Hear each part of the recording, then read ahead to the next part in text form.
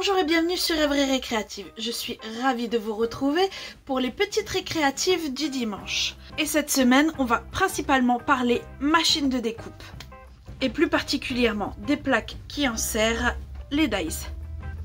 Déjà, la première chose que vous pouvez constater par rapport aux miennes, c'est qu'elles ne sont pas abîmées de la même façon. Forcément, chacune a sa place et jamais elle ne change. Celle-ci qui est plus abîmée va en dessous. C'est elle qui va recevoir les couteaux des dies. Donc automatiquement, mes dies vont comme ceci. Et celle-ci vient au-dessus. Alors elle ne change pas de place, on est bien d'accord, mais je viens régulièrement les retourner. Ce qui empêche que mes plaques en fait ne viennent se courber.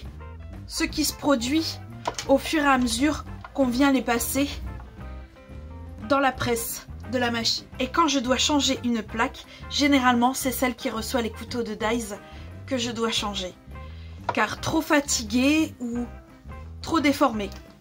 Et quand ça se produit, généralement c'est celle-ci qui vient remplacer et je viens remettre une nouvelle plaque pour être celle qui vient au-dessus du dies. Ce qui fait que généralement j'économise aussi au niveau de mes plaques. Alors je viens régulièrement laver mes plaques.